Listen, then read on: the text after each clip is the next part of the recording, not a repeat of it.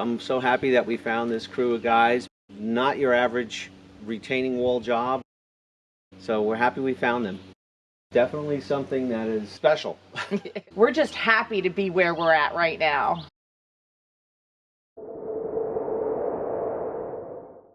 Hello and welcome back to the channel. I'm Rich. I'm Kathy. And today we're going to give you an update on these retaining walls that we're building here for our earth-sheltered home. There is a lot of dirt that is going to be behind these retaining walls, so they are massive. And today we thought we'd just give you a little detail on what we've been going through and why they're taking so long.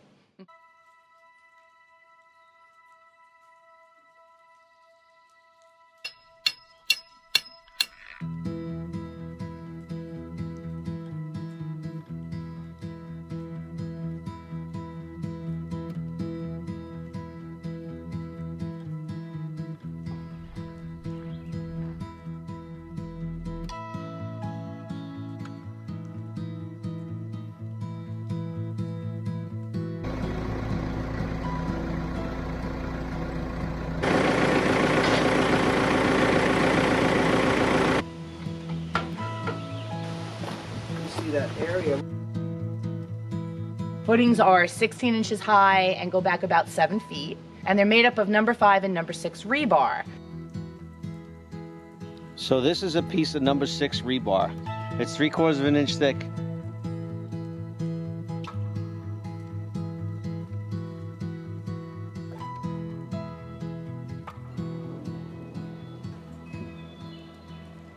All the parts and pieces of the rebar were pre-bent, pre-cut, and delivered here with tags on them. Like a puzzle.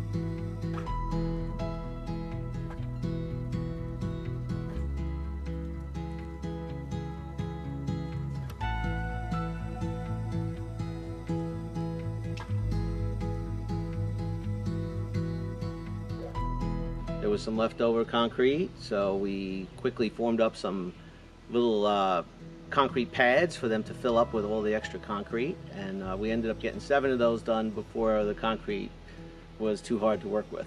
So they're like stepping stones for something. Yes.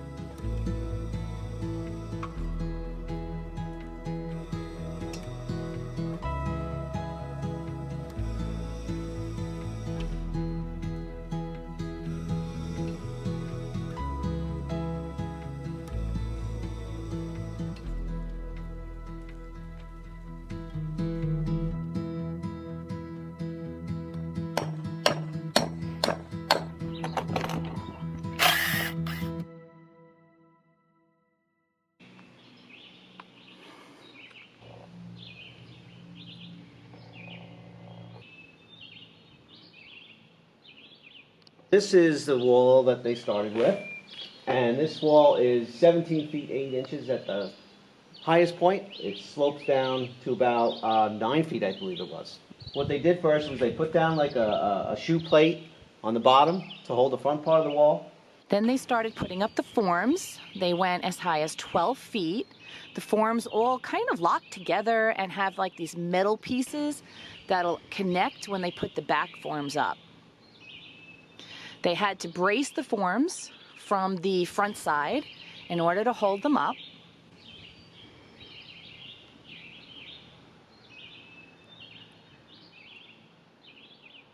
They had to space it back 3/4 of an inch so we could get some furring strip nailed to the front of that. But they're leaving me a little spot so that when the wall is poured, afterwards we could put T111 all the way across the front. We'll use some furring strips to space it out, and it'll be good.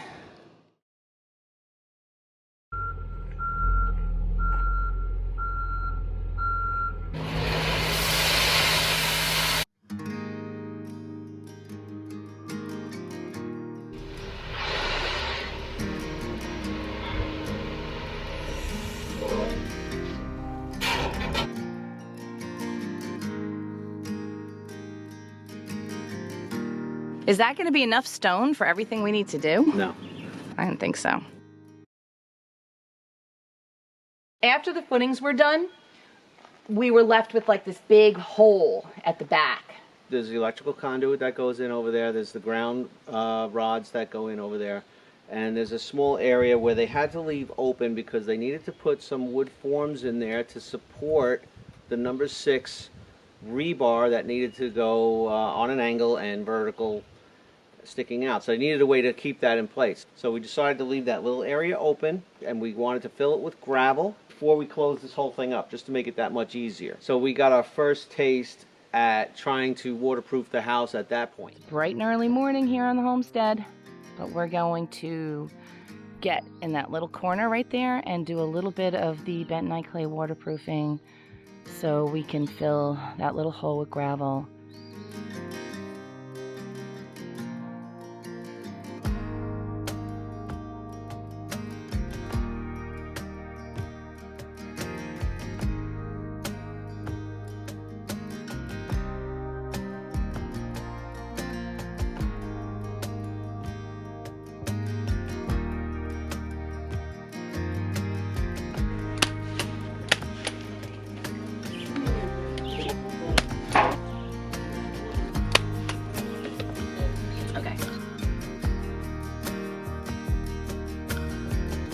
Kathy and I are both concerned about this little bump of concrete here, which will possibly cause water to, collect and puddle and get under this stuff.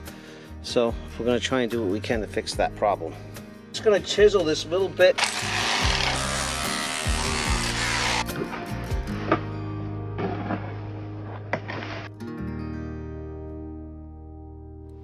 So anyway, we got a lot of layers here, right? We got the grace, we got the bentonite, we got some tape, we got a little bit more grace. Foam. We got the foam kind of placed in here to a point where we could still keep an eye on this upper seam, because I got a feeling this tape. It's already coming off in some places, honey. So, but we could get the gravel in this area so I could stop killing myself here. Push up against this foam, which will hold everything in place, and then later on, as we go, we can actually slide more pieces of foam behind this to get multiple layers of foam. We should be in good shape, plus the other stuff with the roll that we got going over this whole entire thing. The rolled foam. There's going to be a lot of foam.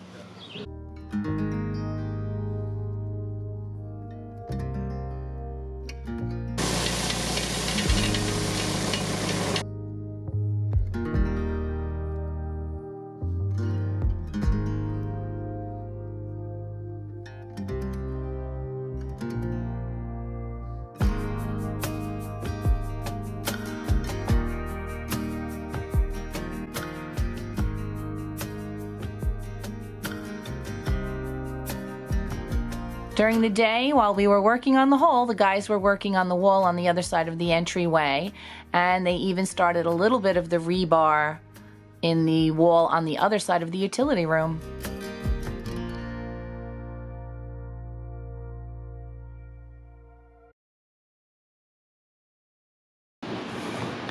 Oh boy, that's a storm.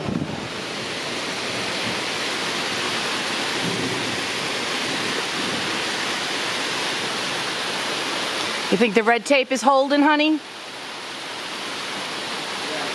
the red tape is going to hold. It's still holding it last time I checked it. Feels good though. Oh, there's like a cool breeze. Ah! We are flooded.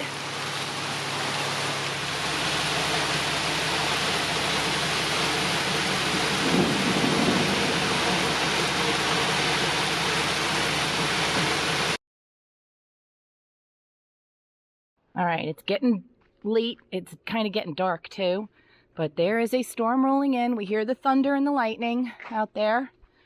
We had a really bad storm yesterday, and everything held up that we did, but Rich, it started to come off in the heat today, so Rich is using some zip flashing tape, because we're really having trouble with things sticking to the concrete. Nothing wants to hold, right, honey? Yeah. And the main part is the white panels that you see, which is the bentonite that can't get wet. In the back. A temporary step on the way to the next step. Right. Right? Yep. All right, I'm done. All right. Good job, honey. Good job. Zip tape on top of the red tape and sort of just sealed it all off again, and that seemed to hold pretty good. Now all the rebar, again, it was all cut. Each one is cut to a separate length, so they had to figure out where they go and according to the slope. They're all spaced 4 inches on center at the high point of the wall, and when it gets to a certain height, they're able to increase that spacing to 8 inches. Every 2 feet, you're going to have horizontal rebar. They put a water stop along the rebar at the base where it meets the footing to seal that joint.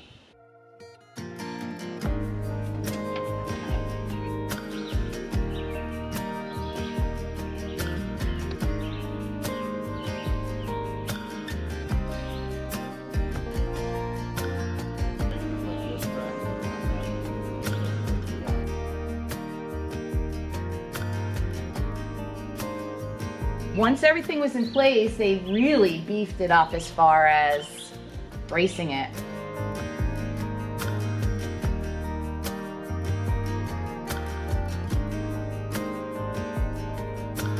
The wall's going to be 12 inches thick, so they're going to pour the first 12 feet, and it's got to be able to hold. That's a lot of concrete.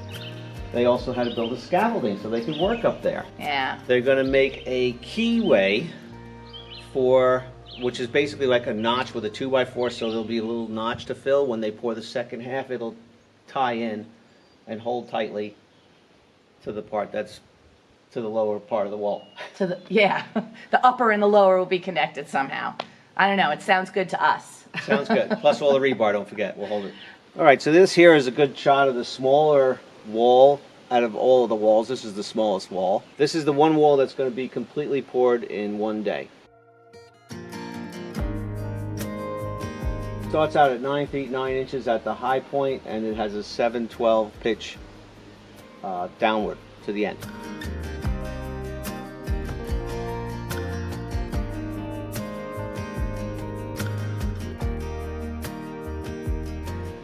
They have the scaffolding on the back of this wall and the bracing on the back, and I'm not sure why, but I think it was just to leave room for the cement trucks to come in and out of here.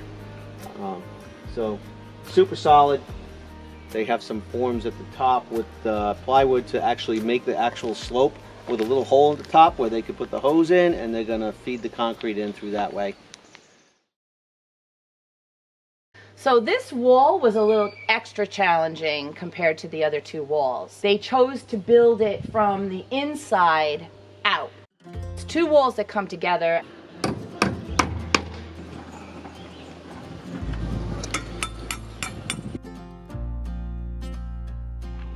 Different elevations involved. It's a perfectly hinged piece of form that was adjustable to whatever angle you wanted it to be at, which worked out great.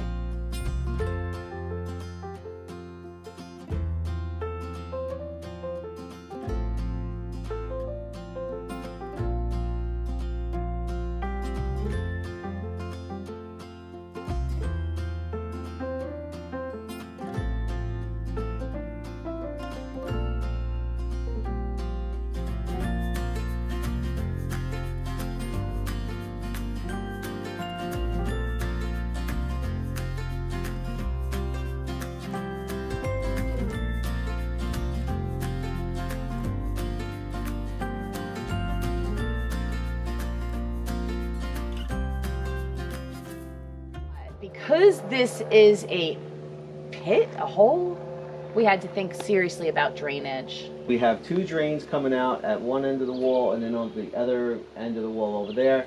And there's also the weeping tile, or whatever they call that stuff, the tube with the holes in it, and the sock is going to come around the inside and out on both corners.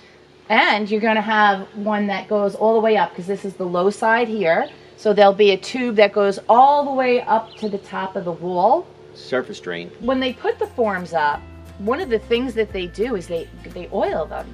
They basically just take a roller and a bucket of oil, and they coat the backs of the forms with oil so it can separate easily when concrete hardens up. Pretty Makes a lot of smart, sense, yeah. actually. Storm rolled in quick.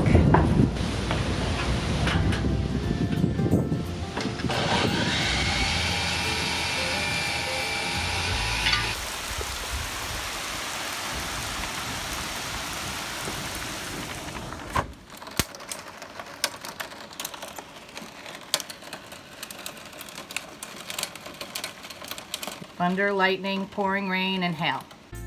The rain has been relentless. Yeah. The flooding locally, the Adirondacks, there's roads destroyed.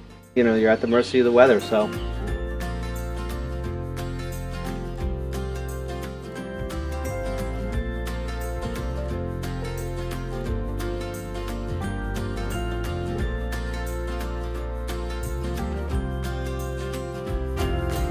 Because we didn't get the walls done last year the way we planned, we raced ahead for the winter, and we already put in our propane lines and we had our electrical lines in. So one of the things that they had to really be careful of was working around those buried lines in the ground. They have to drive a lot of these in the ground. So they couldn't drive any stakes into the area on the other side of this big middle wall, so they used a rock. Nice and flat. We have plenty of rocks here. So they were able to pick a nice rock, and they actually drilled a couple holes in it and nailed some 2x4s into it for their bracing.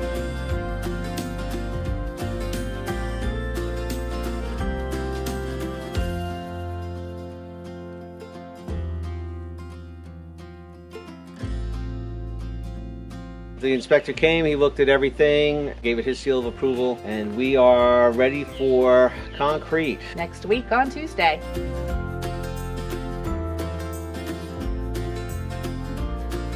And they think that by Friday of next week, they'll be able to do the secondary pour. Right.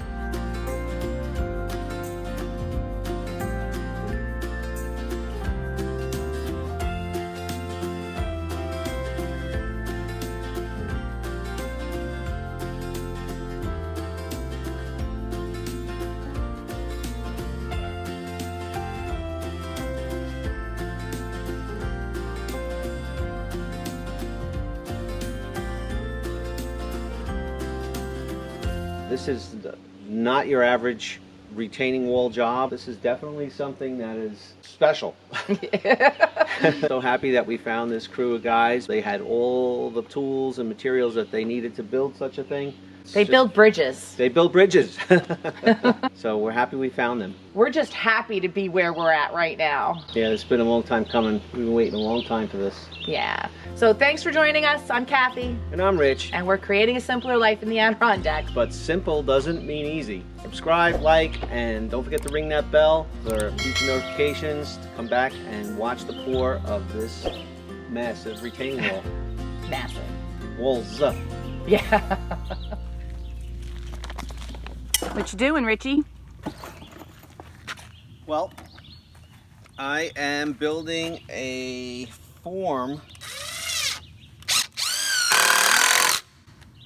for leftover concrete when they come here with the truck, just in case they have leftover, which they probably will. I'm going to build a little bit of a sidewalk, I guess you want to call it, here. When the snow piles up to about here, I could run the snow blower through here. I think a walkway there is a great idea, honey. I think it'll help a lot. I love it.